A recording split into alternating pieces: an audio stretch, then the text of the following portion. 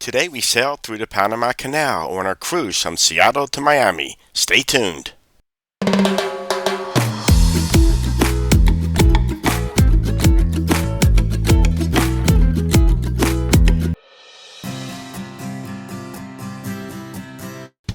Hi everybody, it's Traveling Joe and welcome to part 5 of our series on our cruise from Seattle to Miami.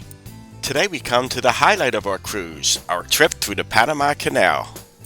We've spent the last 2 days in Panama City and now it's time to make our way through the canal. If you're enjoying the videos, please remember to like and subscribe to the channel.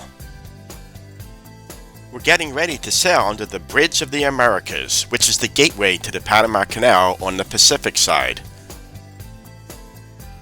As we pass under the bridge, passengers on the ship erupt with applause.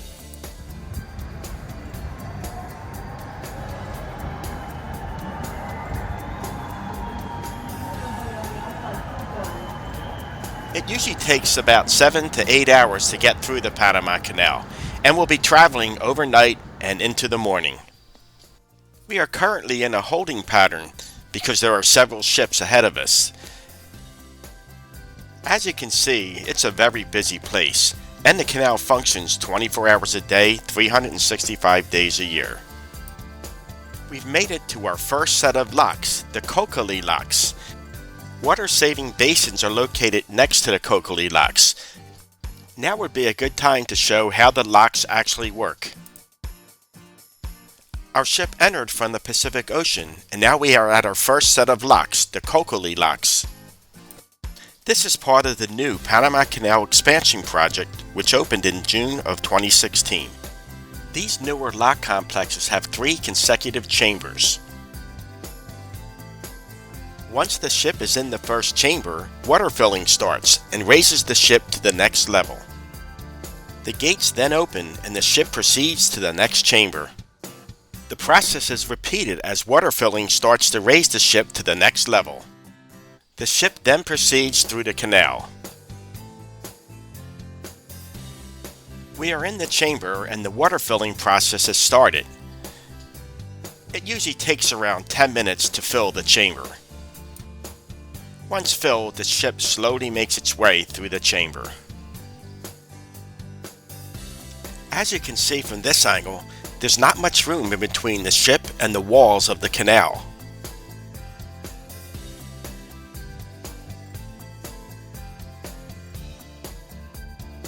In the Kokali locks, there are 2 gates, a forward and a rear, separating each chamber. In this shot, the rear gate is nearly completely open. Now the forward gate is starting to open. As you come in from the Pacific side, the gates open from left to right.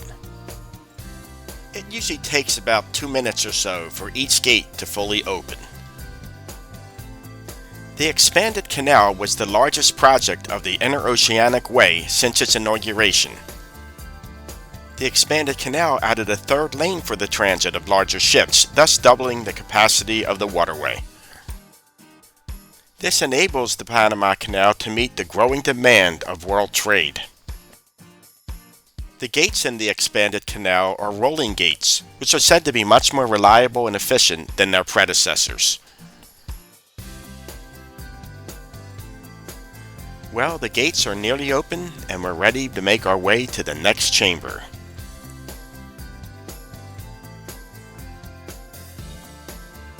Here we can see both the front and rear gates in their fully open position. The expanded locks on the new Panama Canal are deeper and wider than their predecessors, but they use less water due to the water-saving basins that recycle 60% of the water used per transit. Okay, our ship has entered the 3rd and final chamber. We slowly make our way to the last set of gates. Despite a little bit of drizzle, the weather has been cooperative. Here we see that the rear gate has started to open.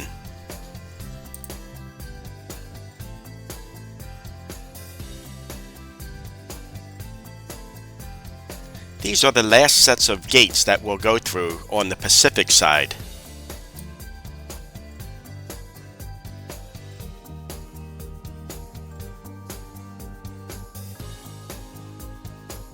Okay, we made it through the last gate and we're heading out of the locks. It'll be daylight by the time we get to the next set of locks on the Atlantic side. Make sure to stick around to the end. The process will be reversed and it looks a lot different during the daylight hours. The sun is up and we're making our way through the canal. While the locks are the main attraction of the Panama Canal, there's still a lot to see during our 40-mile journey. The Panama Canal is in the midst of Panama's rainforests, which covers 68% of its land, or nearly 12 million acres. More than 160 species of native mammals depend on the Panama Canal watershed as their source of water and habitat. As we travel along, we come to the Centennial Bridge. The Centennial Bridge opened in 2004, and it was built to supplement the overcrowded Bridge of the Americas, which we saw earlier. It also replaced that bridge as the carrier of the Pan American Highway. It has a length of just over 3,400 feet, and it cost $120 million to build. The bridge also crosses over the Culebra Cut. The Culebra Cut is an artificial valley that cuts through the Continental Divide. It is just over 8 miles long and is the narrowest part of the Panama Canal. Here you find some of the most picturesque and beautiful parts of the Panama Canal. The most dangerous work took place here during the building of the canal. Workers blasted away at the mountains with millions of pounds of dynamite. It was during this time that accidents replaced disease as the largest cause of death in the building of the canal. In fact, it is believed that at least 25,000 workers died in the construction of the Panama Canal. The Panama Canal is also home to the Panama Canal Railway, which is considered one of the great train rides of the world. It is the first transcontinental railroad and connects the Atlantic and Pacific Oceans. As we continue our trip through the Panama Canal, we come to Gatun Lake. Gatun Lake is a large freshwater artificial lake, and it forms a major part of the Panama Canal. It is the largest body of water in the Panama Canal, and at one time it was the largest man-made lake in the world. The lake was artificially created in 1913 by damming the Chagres River, which covers about 180 square miles. Gatun Lake is an essential part of the Panama Canal, providing the millions of gallons of water necessary to operate the Panama Canal locks each time a ship passes through. As we continue sailing through Gatun Lake, we come to our second set of locks, the Agua Clara locks. Once we pass through these locks, our trip through the Panama Canal will be complete, and we'll be heading into the Atlantic Ocean. The Agua Clara locks work similar to the Coakley locks, except the process is reversed. Instead of being raised, the ship is now lowered. We enter the locks from Gatun Lake. Just like the Coakley locks, the Agua Clara locks have 3 consecutive chambers. The ship enters the top chamber and the water is lowered to equal that of the second chamber. Here again the water is lowered to equal the level of the first chamber. The ship is now at the same sea level as the Atlantic Ocean, and the process is complete. Our ship has been cleared and we're ready to enter the locks. The first gate to the top chamber is beginning to open. As you are leaving the Panama Canal, the gates open from right to left. These are single rolling gates, unlike the double set that we saw at Coakley locks. This makes the gate opening procedure go a little bit quicker. The gate is nearly open and we're ready to proceed into the top chamber. It's a much more enjoyable experience going through the locks during the daylight hours than it was overnight. Our ship is slowly making its way into the top chamber. Once we are fully in the chamber, the gate behind us will close and the water lowering procedure will begin. You can see that the ship in front of us is moving from the middle chamber to the lower chamber. The Agua Clara locks features a visitor center and an observation area where spectators can view ships going in and out of the Panama Canal. water in the upper chamber is lowering, and once it lowers to the same level as the middle chamber, we'll be able to proceed. Okay, our level has lowered and the gate to the next chamber is beginning to open. These newer locks are known as Neo-Panamax locks. Each chamber or lock is 1,400 feet long and is 180 feet wide. The older locks, known as Panamax locks, are 1,000 feet long and 110 feet wide. The gate is open and the ship is ready to proceed to the middle chamber. As we move into the middle chamber, you can see that the ship in front of us has cleared the canal. Tugboats are used to help guide the ships through the canal. We are almost in the middle chamber, and once we are, the process will be repeated. Our ship is in the middle chamber and the water lowering process has begun. Our water levels are equal and it's time for the gate to open.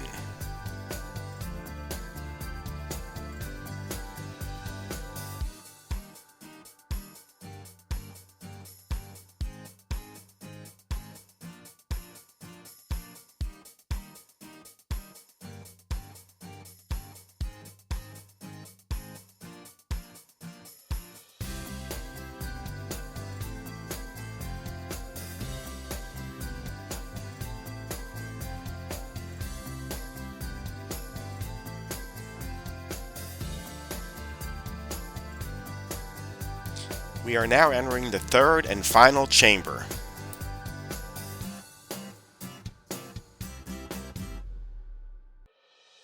We made it into the third chamber and the water lowering process has begun.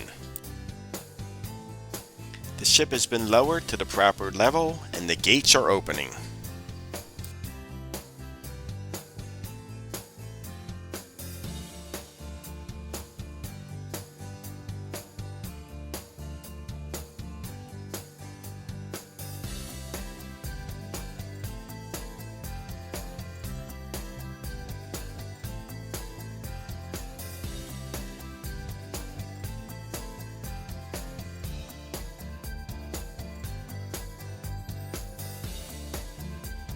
The last gate is open and our journey is nearly complete. It took us about 2 hours to get through the second set of locks. We will now sail under the Atlantic Bridge and into the Caribbean Sea.